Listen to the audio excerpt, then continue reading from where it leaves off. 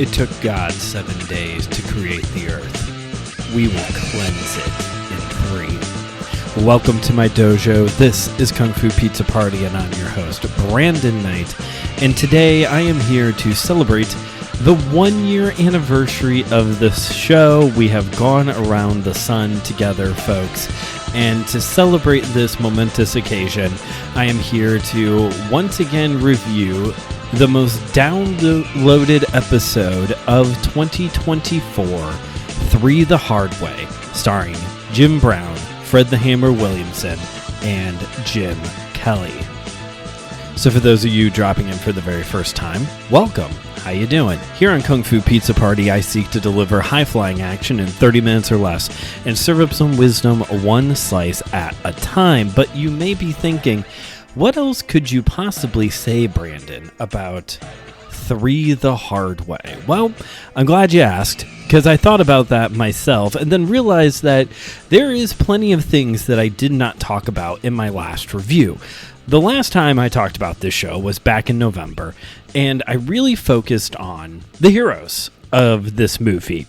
Jim Brown, the greatest football player of all time, Fred the Hammer Williamson, who I had just met a few weeks prior to the release of this episode. That's why I even decided to review this movie in the first place. It was because I had just met him at an autograph signing. And of course, the karate tournament champ himself, Jim Kelly, all teaming up together for, I think this was their first time.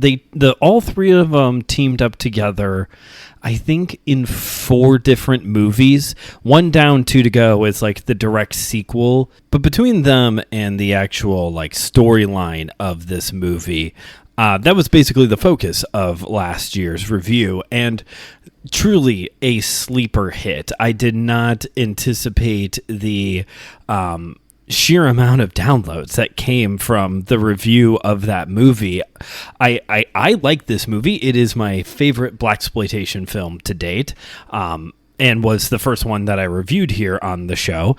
But I did not even remotely anticipate when I saw the downloads numbers when the episode after the opening weekend. I was like, this is quite surprising how interested. We'll see if lightning strikes twice here with this second review. But with the amount of attention that I gave to the heroes of this film, I thought maybe this time I would spend some time talking about some of the other additional features to this film that are important, like the director. So let's start with our director of this movie, Gordon Parks Jr. Gordon Parks Jr. was a director responsible not only for 3 the Hard Way, but also for the movie Superfly. He only did a handful of films. 3 the Hard Way and Superfly are the 2 most notable ones. In Superfly, a cocaine dealer is looking to get out of the world of the organized drug dealing crime syndicate thing. But sadly, Gordon Parks Jr.'s career was cut short at the age of, I think it's like early 40s, maybe, at the age of like 44, I think, when him and a few additional passengers died in a plane crash in Kenya while they were on set filming a new film, working on a new film. That was in 1979. 3 the Hard Way had come out in 1974. Not that the tragedy isn't hard as it is, but because of that, we also were never able to get the team up of Gordon Parks Jr. with Gordon Parks Sr. In case you don't know who Gordon Parks Sr. is, strap yourself in, because this is a man that you should know. Gordon Parks Sr. started to become known throughout the 40s and 60s for his work in photography, chronicling the life of the American in the 1940s during World War II and capturing the life of poverty of American of African Americans and also the civil rights movement through photography. Eventually, he would transition into directing, writing, and musical scores. He did basically everything but acting when he got into the film industry. His breakout film, The Learning Tree, came out in 1969. It was a semi-autobiographical film about his life, but you are probably familiar with Gordon Parks Sr. because of his follow-up film, Shaft, and also its sequel, Shaft's Big Score, which he also did the music for. Yes, Gordon Parks Sr. is responsible for what is arguably the biggest blaxploitation film of all time, or at least the one with the biggest crossover appeal. And shame on me for a moment because I left out a small detail about The Learning Tree. Not only is this an autobiographical film about the life of Gordon Parks Sr., but with him as the director of the movie, that marked the first time that an African American was directing a film for a major film studio, Warner Brothers. He would then also go on to direct one of the most well-known blaxploitation films of all time, and sadly, we were never able to get a team up between the Gordon Parks, for a film where maybe Junior directs and Senior does the music or wrote it or something. But Gordon Parks Sr. did a little bit of everything, if I'm being honest, in the arts, you could say, between his work in the film industry, his photography. He wrote poetry. He wrote a ballet about Martin Luther King Jr. Like he was a very artistic individual. So yeah, both men, sadly, again, because of the plane crash, we only got so much of Gordon Parks Jr., but both men are definitely people that you need to know if you're going to spend any time in the blaxploitation genre. And not only the blaxploitation genre, but also just, film history as a whole, particularly with Gordon Parks Sr. Now, one of the early plot points in the film, 3 the Hard Way, is that Jim Brown, the greatest football player of all time, is playing a record label producer. He's a producer for a record label, and he is working on a track with a group called The Impressions. And that was someone else that I didn't talk about the last time. So let's talk a little bit now about The Impressions. I thought maybe when I first watched this movie that this group that Jim Brown was working with was just another group, just somebody who they just had on hand for what is a very small scene, and they did the main song for the movie. Turns out I was absolutely wrong about who the Impressions are. The Impressions are considered one of the pioneers of R&B. They got started in the 1960s, so they had been around for about 10 years prior to the release of 3 the Hard Way. They took a lot of influence from gospel music in their writing, and they had kind of a gospel, soul, doo-wop, R&B sound. They toured, like I said, they started right around the 1960s, and they finally disbanded in 2018.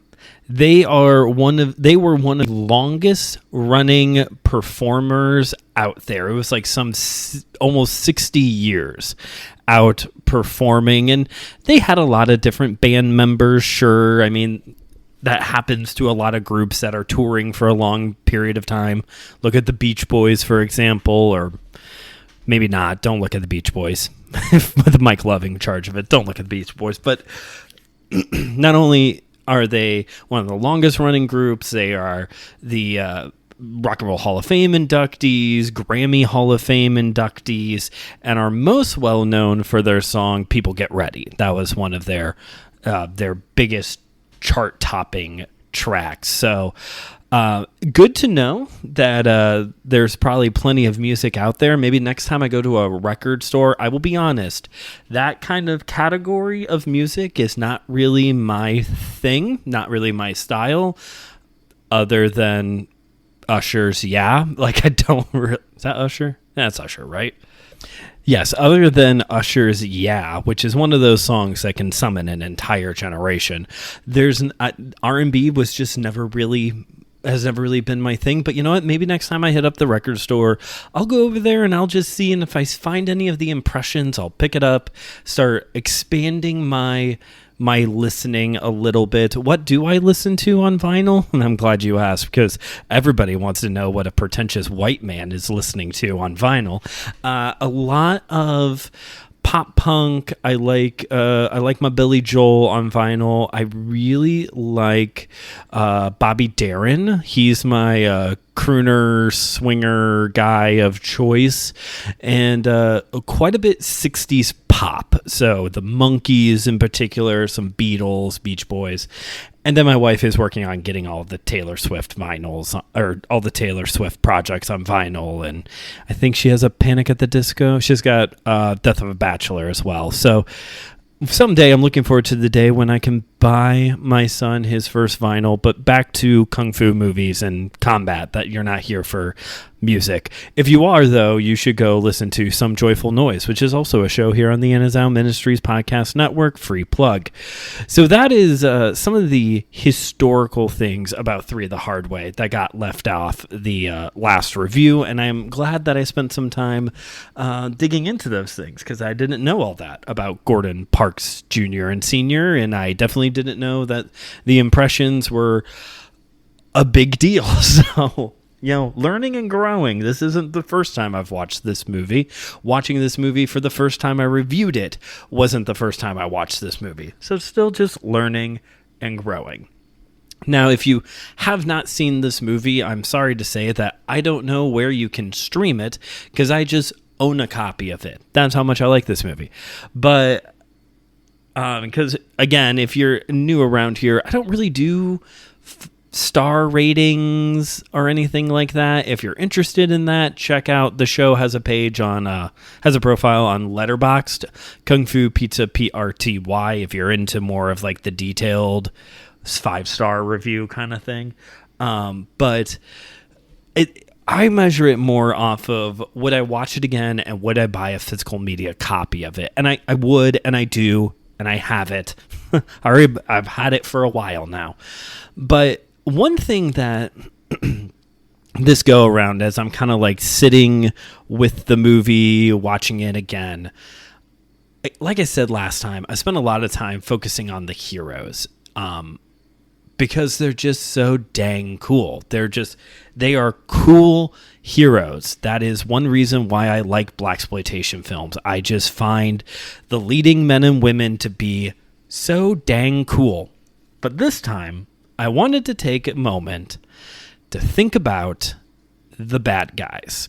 So if you haven't seen the movie, the bad guys is a neo-Nazi group, and they have this plan where they have contrived some kind of special chemical that they're going to put into the water supplies in Detroit, LA, and DC that will specifically only kill African Americans. There's something about this chemical that they're going to poison the water supply with that will only kill black people. And obviously Jim Brown, Fred the Hammer Williamson, and Jim Kelly kind of stumble into this plot. Jim Brown initially is the one who kind of stumbles into this plot, and they end up, saving the day. They stop this genocide from taking place. And I don't really want to put myself in the mindset of a white supremacist. That doesn't sound like a good time to me, if you ask me personally, but I did a little bit for this film. The bad guys are comically bad,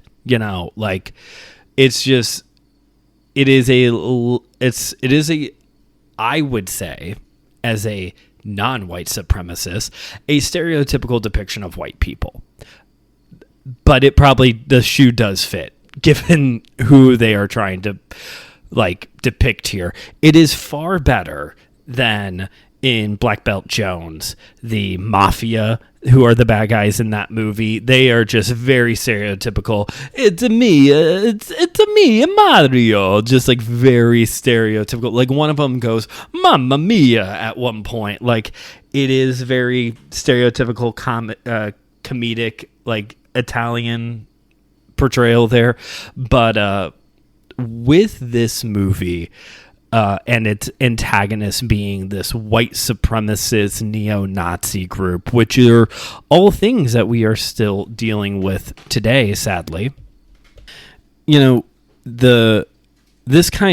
form of racism, of genocide, white supremacy, is very easy to be seen as the bad guy by a lot of the rest of us who aren't white supremacists.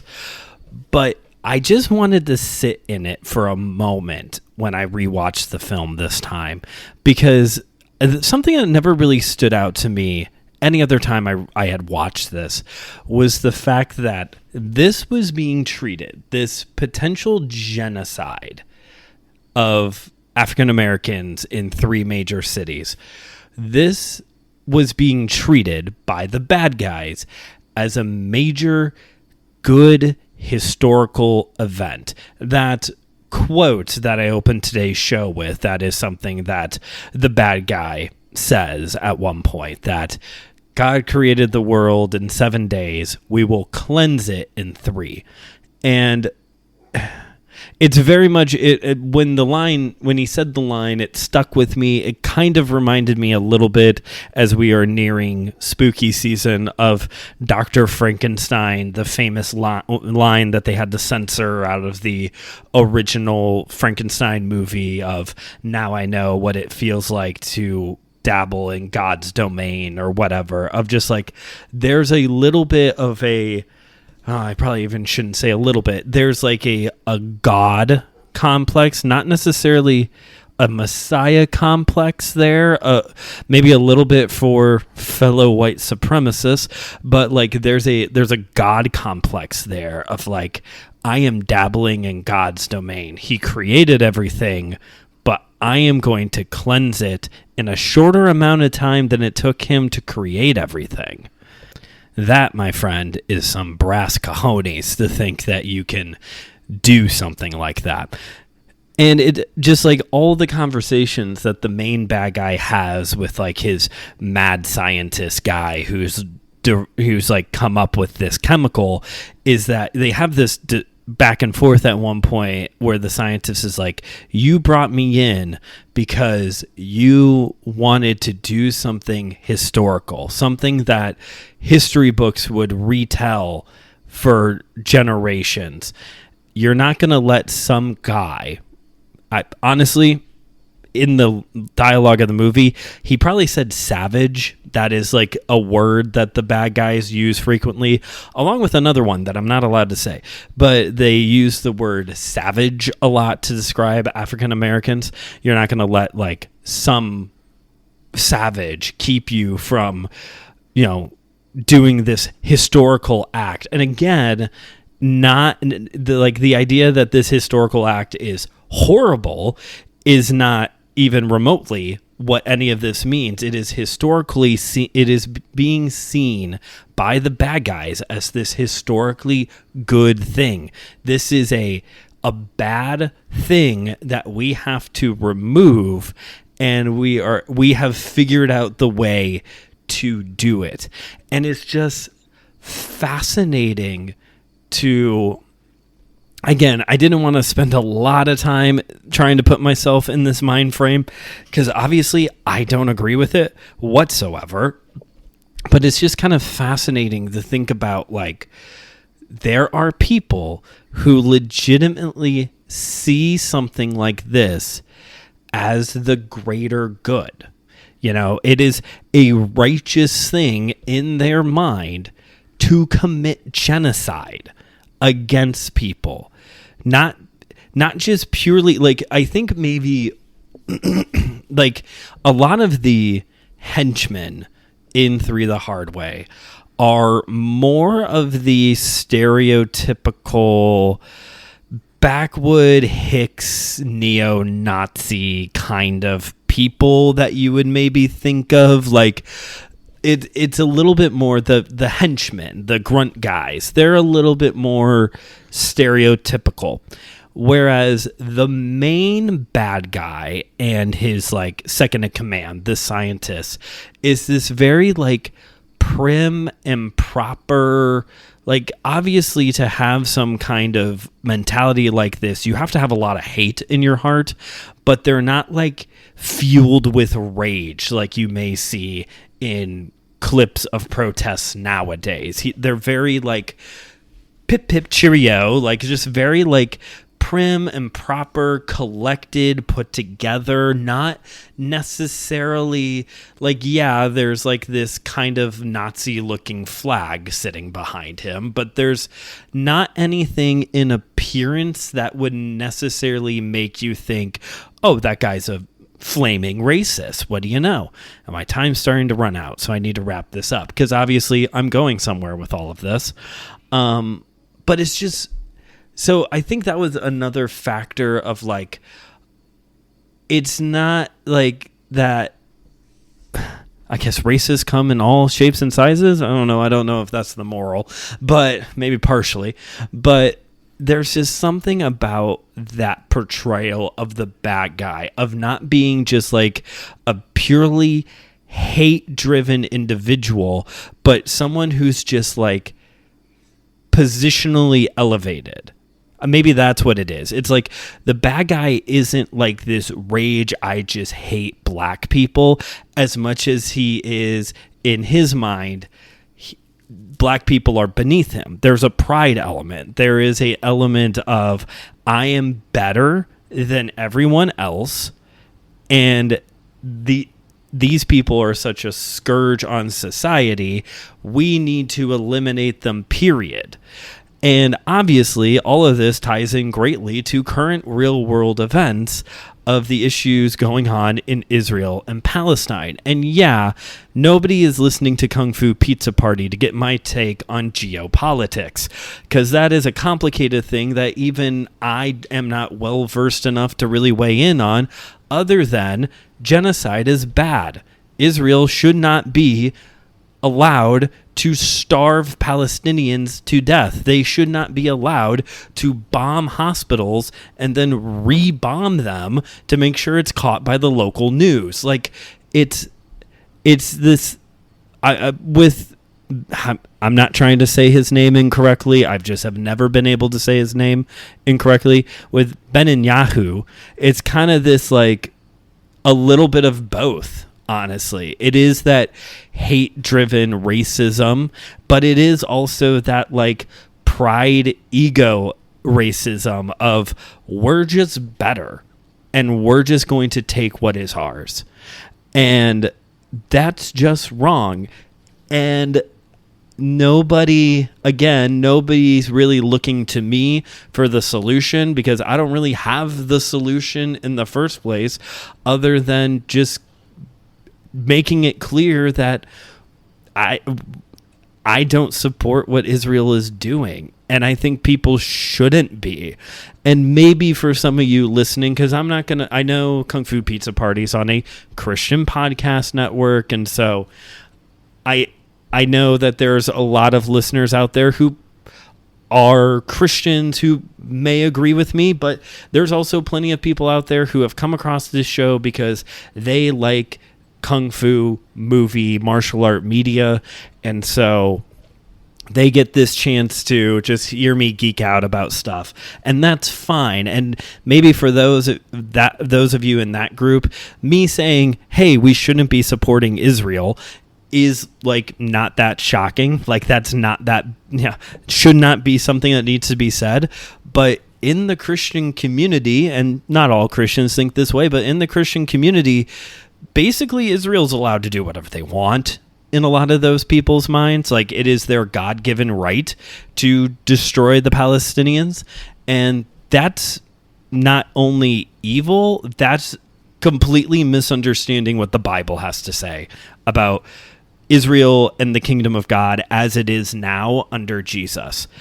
And yeah, somehow I got here while talking about a movie starring the greatest football player of all time, Jim Brown, and Fred the Hammer Williamson, native of Gary, Indiana, and Jim Kelly, who every time I watch Jim Kelly fight gets so much better for me. I love watching Jim Kelly fight now. I don't know what it is.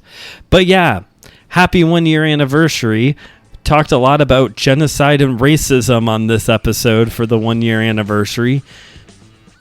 Maybe something more cheery next time. I don't know. We have a whole year to look forward to it. But thank you all for listening. I plugged a few things already in this episode, so along with those things, make sure you check out my YouTube channel, Studio 219, a place for faith and pop culture. Also, check out the Kung Fu Pizza Party Instagram at KungFuPizzaPrty. Share this episode with a friend, preferably somebody who is a racist, who needs to know that Israel shouldn't be allowed to bomb Palestinians. Or just anybody. You could also just give it to anybody. And if you haven't yet already, please rate and review this show wherever you get your podcasts. And if you disagree with me about Israel, please don't review bomb me. And I think that's it. Thank you again for listening, and more importantly, thank you for being a part of this show for the past year now. I'm looking forward to what's right around the corner here, which is spooky season, but also all the other fun ideas and reviews that I have planned coming up, and some new guests in year 2. But until next time, this has been Kung Fu Pizza Party, where I've delivered high-flying action in 30 minutes or less and served up some wisdom, one slice at a time.